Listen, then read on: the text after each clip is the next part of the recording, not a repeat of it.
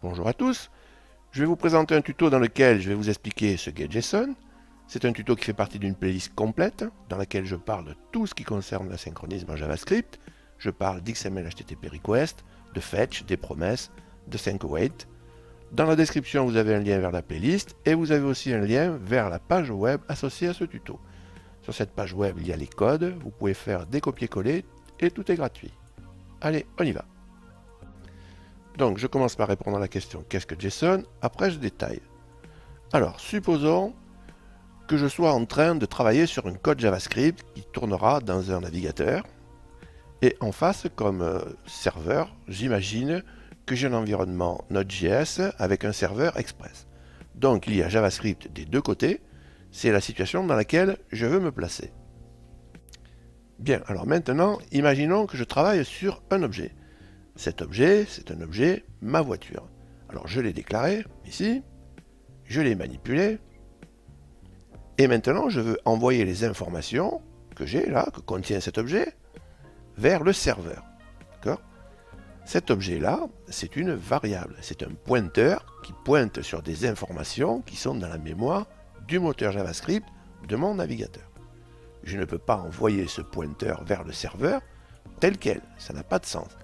Il va falloir récupérer ces informations et les encoder. Je pourrais utiliser du XML, je pourrais utiliser du YAML ou même imaginer une solution personnelle. Alors il se trouve que quelqu'un a déjà eu le problème au début des années 2000 et a proposé une solution. Cette personne, c'est Douglas Crockford, qui est un des pères fondateurs de l'écosystème JavaScript, et cette solution, c'est le format JSON. Alors que me propose Douglas Crockford avec JSON? Alors, il me propose de convertir mon objet en données textuelles.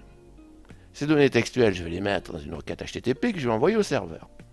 Sur le serveur, je vais avoir une appli qui aura mis en place un gestionnaire d'événements. Ce gestionnaire d'événements, quand les données textuelles vont être disponibles, il va les analyser et les convertir en un nouvel objet JavaScript. J'aurai donc transféré mon objet du navigateur vers le serveur. Donc JSON, c'est le format des données textuelles. L'acronyme JSON vient de JavaScript Object Notation. Ce format est inspiré en fait des déclarations des objets et des tableaux JavaScript, et c'est tellement bien inspiré qu'il faut faire attention de ne pas mélanger les deux syntaxes. Alors dans le cas d'un transfert entre deux machines JavaScript, l'objet que je vais récupérer ici sur le serveur sera identique à celui que j'avais sur le navigateur. Pour faire les conversions de l'objet vers les données et vice-versa, le langage JavaScript fournit en natif un objet JSON qui dispose de deux méthodes. La première méthode, c'est stringify. Alors, stringify, ça vient de string, qui veut dire chaîne, et on rajoute le suffixe ify, qui vient de modify, donc modifier en anglais. Donc, modifier vers une chaîne. Donc, ça, c'est la première méthode. La deuxième méthode, c'est la méthode parse. Donc, parse, ça veut dire analyser en anglais. D'accord ? Et là, c'est la chaîne qui est analysée pour produire un objet JavaScript. Alors, identifiez bien les choses. Vous avez d'un côté l'objet JSON et de l'autre le format JSON. Alors, ce que je vais faire une petite démo sur ma machine de dev. Je vais utiliser deux fichiers. Le premier est navigateur.html. Celui-là, je vais le lancer depuis le navigateur sur Live Server. D'accord ? Dedans, je vais appeler un stringify pour convertir en chaîne. D'accord ? Cette chaîne, je vais la copier et je vais la coller dans un autre fichier qui lui tourne sous Node, dans une fenêtre de commande Node. Cette chaîne, je vais la parser et je vais afficher l'objet JavaScript et on va vérifier évidemment que les deux objets sont les mêmes. Donc voilà ce que ça donne au niveau du code. Donc à gauche, navigateur, à droite, serveur. Donc dans navigateur, j'appelle le stringify en lui passant l'objet ma voiture. Je vais l'appeler ça sur Live Server. Je vais exécuter ça sur Live Server. D'accord ? Je vais récupérer la chaîne donc au format JSON. Ici, CTRL-C. Et je vais la coller là dans le serveur.js que je vais faire tourner sous Node maintenant. Donc ici, on va travailler sur cette chaîne avec un JSON parse, d'accord? Donc on va la convertir en objet. Cet objet ici, je vais le console loguer et je vais console loguer aussi le type of de l'objet, donc le type de l'objet. Alors je vais récupérer une fenêtre de commande.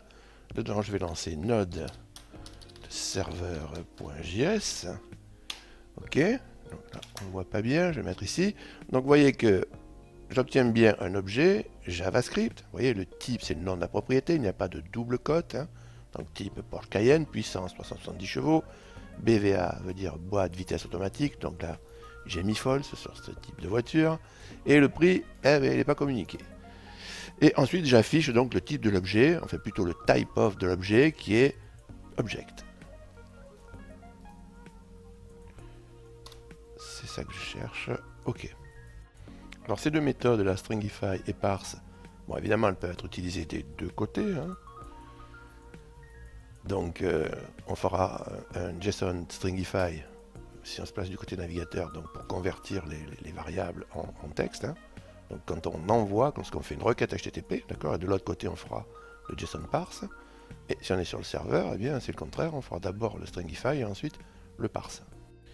Alors maintenant il faut voir une chose aussi, c'est qu'on aurait pu ne pas être en JavaScript côté serveur. On aurait très bien pu être en PHP avec un serveur Apache, Nginx, et ça ne nous aurait pas bloqué pour autant, car PHP possède lui aussi une interface avec JSON.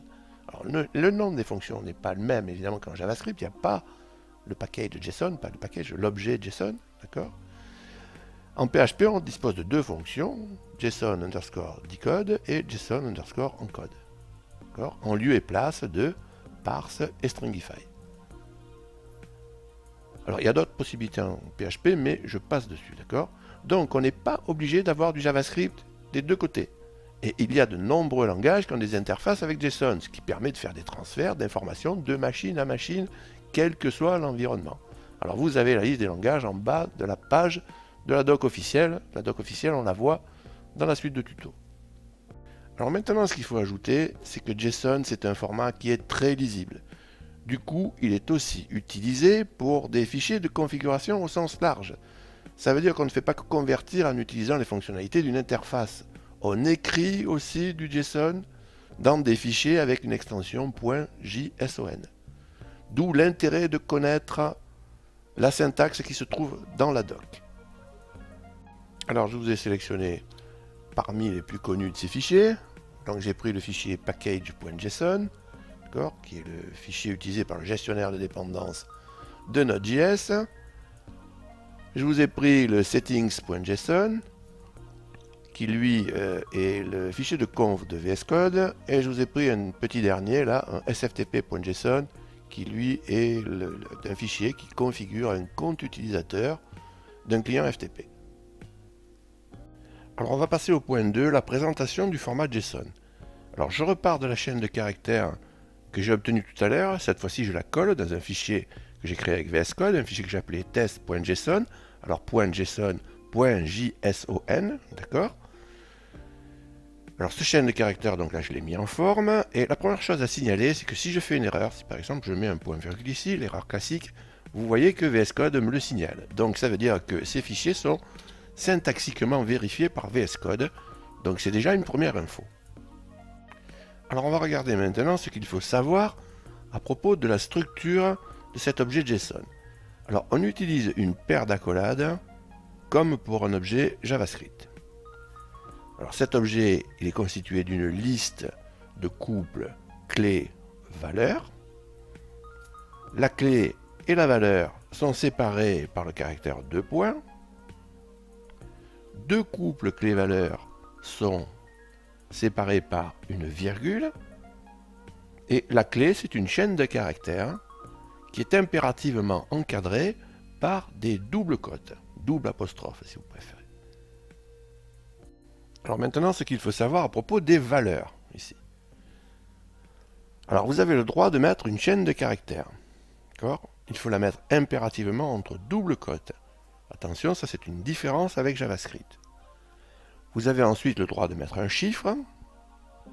Ensuite, on peut mettre une des deux valeurs littérales d'un booléen, donc soit false, soit true. Enfin, on peut mettre la valeur nulle, qui veut dire pas de valeur. Okay. Alors, on peut aussi imbriquer, mettre à la place du nul, par exemple, ou ailleurs, hein, un autre objet ou un tableau. Bon, ça, on le verra après. Hein. Alors maintenant, on va apprendre à utiliser la doc officielle de JSON. Alors pour ça, on va taper json.org et on va aller sur la version française. C'est pas plus mal. Alors les deux structures de base que vous rencontrez le plus souvent sont l'objet, l'object ici, et l'array. Bon. Alors je vais faire l'étude des schémas syntaxiques en prenant l'exemple du tableau. Alors les règles de base, elles sont les suivantes. Alors déjà, on part de la gauche pour aller vers la droite. D'accord? Donc si je veux construire un tableau, il faut que je parte de ce point-là et que j'aille jusqu'à celui-là en passant par les endroits où je dois passer. Donc, quand je passe dans un cercle, il y a un caractère. Ce caractère est obligatoire. Donc ça veut dire que quand je vais franchir ici ce crochet, il va falloir que je le prenne. Pour les rectangles, ça veut dire qu'il faut se référer à un autre schéma syntaxique. Quand il y a un embranchement, il y a un embranchement ici, ça veut dire qu'il y a au moins deux alternatives. Ici, il y en a deux.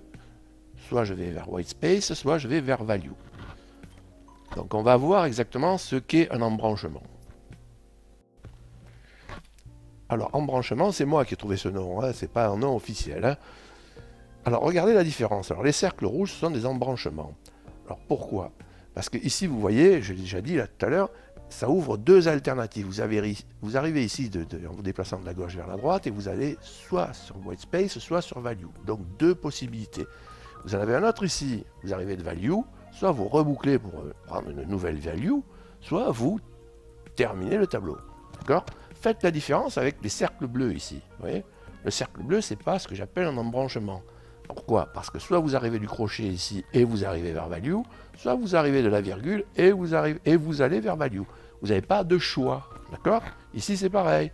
Soit vous terminez le tableau, soit vous êtes passé par un whitespace et vous terminez le tableau. Ok? Donc, voilà, il faut faire la différence entre ces deux figures pour arriver à bien lire le tableau. Alors, pour faire un tableau, je vais passer ici, je vais prendre un crochet ouvrant. Ok? Ensuite, je vais décider de prendre une valeur. Je descends sur value. On va dire que je vais prendre la chaîne de caractères Pierre. D'accord? Ensuite, j'arrive là. Je veux une autre valeur, donc je vais reboucler, venir ici, et je vais prendre la virgule. D'accord? Je vais décider de prendre une autre valeur, que je vais appeler, une autre valeur, je vais dire Paul. D'accord? Donc je suis repassé dans value ici. Je décide encore de reboucler. Allez. Et maintenant, je vais prendre une dernière valeur que je vais appeler Jean. D'accord? Donc maintenant, je suis ici. Je sors de value. Vous voyez que soit je reboucle, soit je vais sur le crochet fermant. Bon, le crochet fermant, c'est VS Code qui me l'a mis, il est gentil. Mais vous voyez que je ne peux pas mettre de virgule. Syntaxiquement, c'est faux. D'accord? Si je mets une virgule ici, il me le dit. Il me dit, je suis pas d'accord. Hein, il n'est pas d'accord et syntaxiquement, c'est faux. Donc ça, c'est une petite différence avec JavaScript. Il faut faire attention. C'est une erreur que l'on fait souvent. Je parle de différence avec les objets JavaScript. Hein. Ok? Alors vous voyez qu'ici, j'ai mis aucun espacement. Hein, j'ai tout mis de manière contiguë. Hein, parce que là, j'ai vu value, j'ai mis une value, mais bon. Alors on va me dire quelque part que je peux mettre des espaces, mais justement, on va voir où. Alors maintenant, on va voir ce que sont les whitespace, justement. Alors les whitespace sont les espaces, le line feed, le carriage reader et la tabulation horizontale. Donc ce sont tous les caractères qui peuvent servir à mettre en forme mes chaînes. Alors la particularité ici, c'est le premier chemin, regardez. Ça pourrait vous interpeller. Donc le premier chemin, vous voyez, vous allez de la gauche vers la droite et vous prenez rien. Ça veut dire que, bien... vous en servez par exemple pour faire un tableau vide. Vous voyez, crochet ouvrant, crochet fermant et un whitespace. Vous prenez rien. Il est où le schéma du tableau? Il est là. D'accord? Crochet ouvrant, un whitespace, c'est-à-dire je peux ne rien prendre.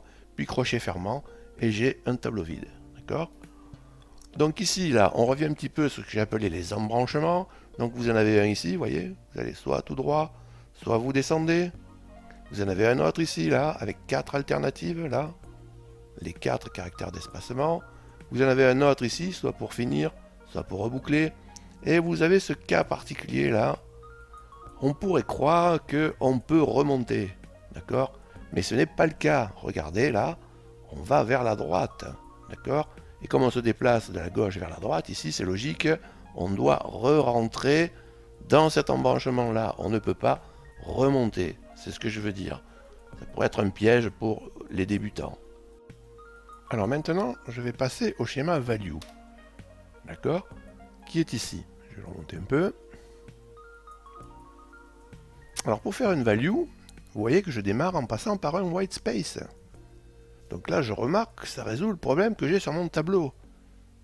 Je peux très bien ici, pour faire la value clear, le faire précéder d'un retour chariot. D'accord? Pareil ici, d'accord? Et pareil là. Ok? Et devant, j'ai une tabulation. D'accord? Donc je peux mettre en forme, étant donné que pour construire une value, j'ai droit à un white space devant et à un white space derrière. D'accord? Ici et là. Alors maintenant, je vais regarder value d'un peu plus près. Alors, j'ai la possibilité de mettre un string, un number, la valeur true, la valeur false, la valeur nulle. Alors, vous voyez qu'il y a aussi les valeurs object et array. Donc, c'est ici qu'on comprend que l'on peut faire des tableaux d'objets, des tableaux de tableaux, des objets imbriqués, et vous voyez qu'avec ça, on peut élaborer n'importe quelle structure de données. D'accord? Donc, on va revenir à notre exemple de la voiture. Donc ici, je vais faire un tableau d'objets. Donc c'est une structure qu'on rencontre souvent. Donc je vais avoir un tableau de plusieurs objets voitures.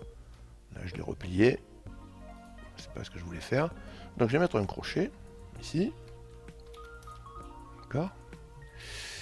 Et puis là, je vais mettre une virgule et je vais copier tout ça.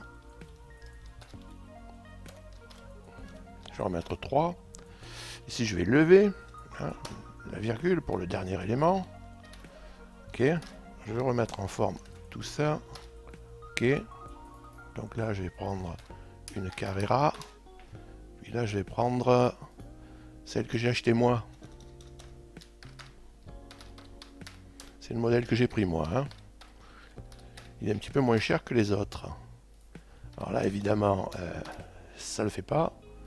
Et ici, je me donne même pas la peine de passer les vitesses. Bien. Donc vous voyez que ces schémas syntaxiques, eh bien, ils sont faciles à utiliser. Avec ça, vous avez l'avantage de couvrir tous les cas de figure. Donc à mon avis, inutile d'aller chercher ailleurs. Alors ce tutoriel est terminé. Je vous remercie de m'avoir écouté. Prochaine vidéo, on parle de XML, HTTP request, de get, de post. Et oui, quand on apprend JavaScript, il faut apprendre l'histoire du langage, on ne se contente pas d'apprendre le langage. Okay. Alors si vous avez appris quelque chose dans ce tuto, un petit coup de pouce vers le haut bien sûr est toujours le bienvenu. Enfin je vous rappelle que si vous voulez, vous avez la possibilité de vous abonner à cette chaîne, et dans ce cas pensez à activer les notifs. Salut et à bientôt.